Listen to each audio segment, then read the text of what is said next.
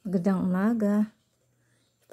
Papasilip ko po sa inyo ang aking ginawang challenge sa sarili ko. Ipon challenge. Pag po may sukli sa amin, dito lang ang silid niya, barya, papel. Basta sukli, shoot dyan. Nasa isang lalagyan po. Ayan, doon lang sa ibabaw ng cabinet. Ngayon po ang ginagawa ko, pag puno na po ito, isinisilid po siya sa tumbler. Ayan. Nakaipon na po ako. Ito po, binilang ko na, hindi ko na pinakita. Nakaipon na po ako dito, mga 5 piso, 20, at saka 10. Ito po, laman ng tumbler na to, nagkakahalaga na siya ng 1,300 coins.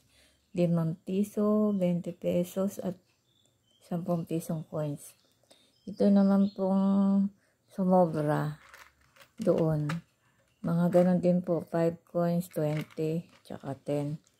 Ito po ay merong 260 pesos. So, ang naipon ko na po ay 1,3 at saka 260. 1,560 pesos sa dalawang yan. Dito po yan ang galing. Pag may sukli, silid rito. Tapos pag napuno, isisilid ko ron. Sunod naman po, yung mamiso, pinili ko ito. Kaya lang po siya hindi napupuno. Pagka meron na kailangan ng coins, dukot dito, dukot doon. Barya, pamasahe, dito kinukuha. Lalo na yung apo ko, pag nag-aaral dito po punta yun. Kukuha ng pamasahe. Ngayon, pagka po may mga 20-20 pesos, dinagay ko dyan. Bawi, may nangolekta sa basura. Gano'n, dito lang ako dudukot. Ang mamiso naman po ito. Dinilang ko na po siya, hindi ko na pinakita.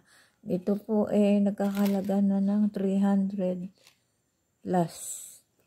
Ang laki ng diferensya. Ito 1,300. Ito 300. Kasi po mamiso lang to. Di katulad nito. May 20, may 10, may 5. Ayan. Kaya almost ang naipon ko po. Hindi ko na binilang to kasi mga bago lang to. Suklit. Lalagay ko lang siya sa ibabaw ng cabinet para pag may sukli doon ilalagay. Ito 1,3 saka 260, di 1,560 saka 300. Uy, kulang-kulang 2,000 na. Yung tumbler ko po sana 4, wala yung isa. As gusto ko kasi ito kaysa sa alkansya. At least ito, pag kailangan mo ng pamasahe, dudukot ka lang, pipihitin mo ng konti lang. Kasi dito, madaling dukutin. Dito lang sana siya pag napupuno na. Kaso lahat ng mga kailangan ng barya, dukot na lang, mas madali.